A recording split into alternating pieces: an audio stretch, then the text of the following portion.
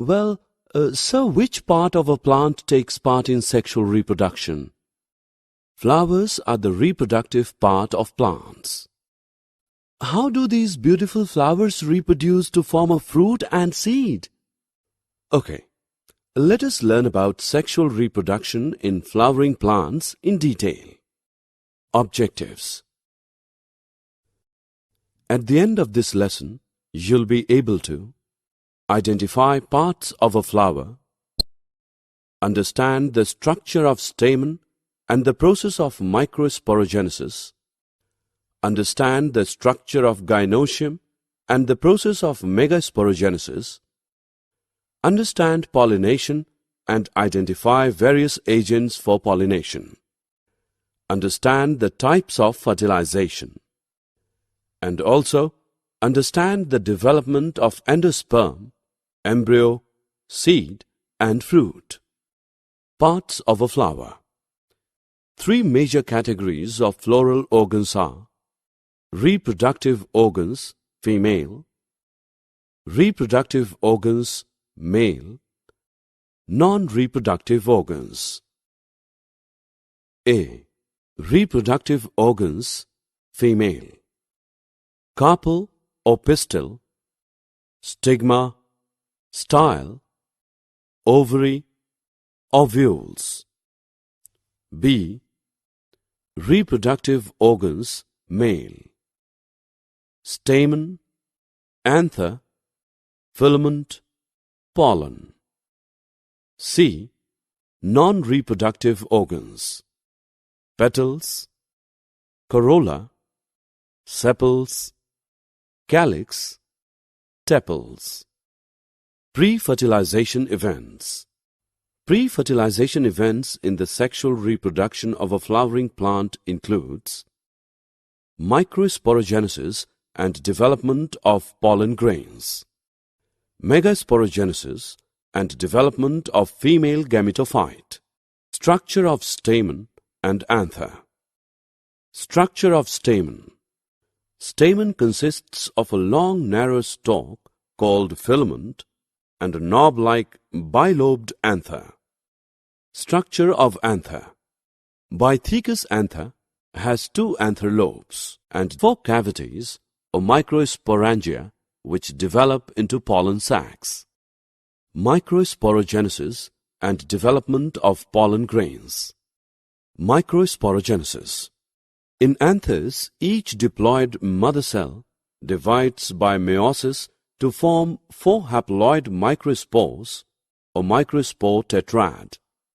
Each haploid microspore develops an elaborate wall and divides by mitosis to become a pollen grain.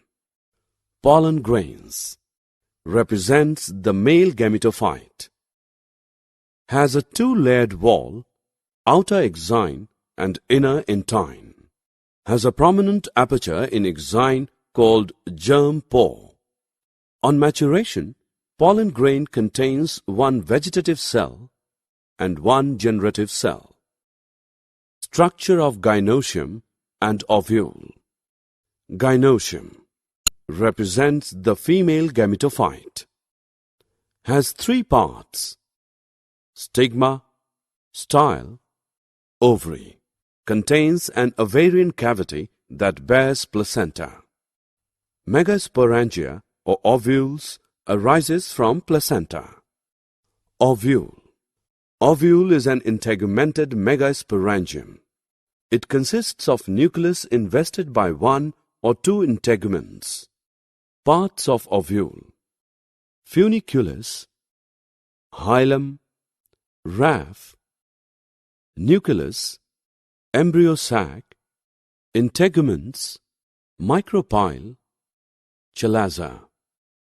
Megasporogenesis and development of female gametophyte. The process of megasporogenesis occurs inside the nucleus of a developing ovule. A single-celled archisporium differentiates the nucleus near micropylar end.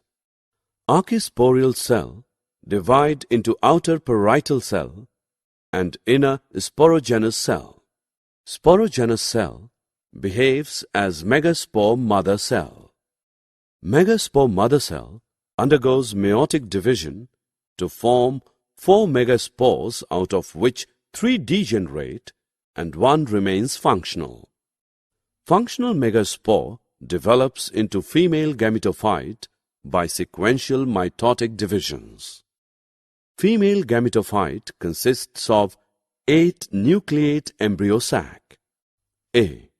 3 cells of embryo sac, 2 synergids, and 1 egg cell at micropylar end forms the egg apparatus. B. 3 antipodal cells are formed at chalazal end. C. Central cell consists of 2 polar nuclei. Pollination. The transfer of pollen from the male anther to the female stigma is called pollination.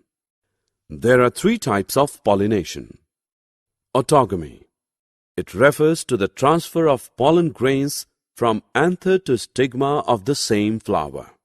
In cleistogamous flowers, anthers and stigma lie close to each other and favor self-pollination or autogamy.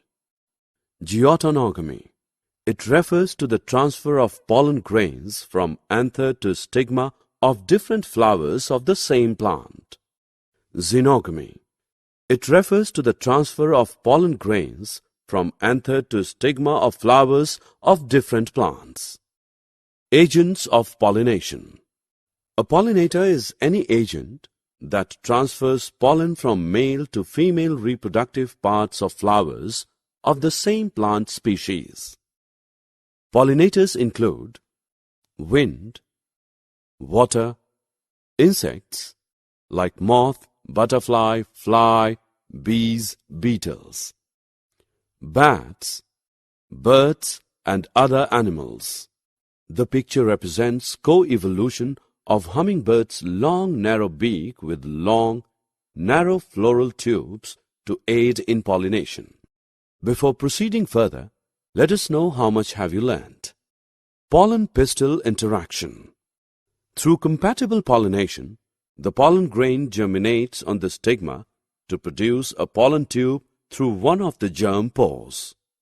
The contents of the pollen grain moves through the pollen tube to reach the ovule in the ovary at its micropylar end.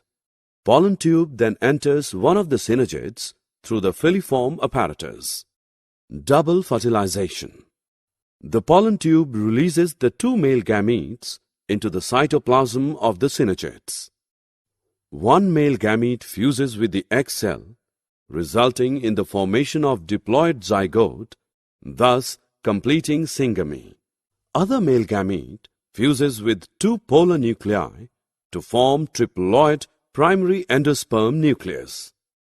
This is termed as triple fusion. Post-fertilization events.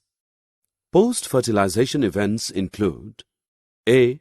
Endosperm development, B. Embryo development, C. Maturation of ovule into seeds and ovary into fruit. The primary endosperm cell divides repeatedly and forms a triploid endosperm tissue.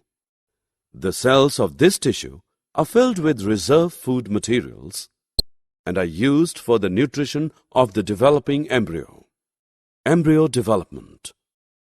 Zygote divides mitotically to form a globular heart-shaped mature embryo. Structure of embryo. An embryo consists of an embryonal axis, 2 cotyledons in dicots and 1 cotyledon in monocots. The portion of embryonal axis above the level of cotyledons is the epicotyle, which terminates with the plumule or stem tip. The cylindrical portion below the level of cotyledons is hypocotyle, that terminates at its lower end in the radicle or root tip. Seed and fruit development. The fertilized ovule becomes the seed. The integuments become the wall of the seed, called testa. Mature seeds can be of 2 types. A. Albuminous, B. Non-albuminous. A fruit is a mature ovary with seeds inside it. The wall of the ovary becomes wall of the fruit called pericarp. The pericarp of a fleshy fruit consists of A. Endocarp, around the seed, B. Mesocarp, fleshy portion, C. Exocarp, the skin. Assessment. Before proceeding further, let us know how much have you learned. Match the following. Did you know? Pollen tubes production can be artificially provoked by inserting pollen grains in a sugary solution with concentration between 2% to 20%. Summary. Let us summarize what we have learned.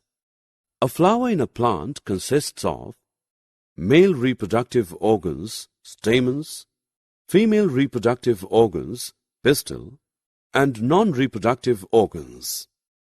Pollen grains develop inside the microsporangia of anther.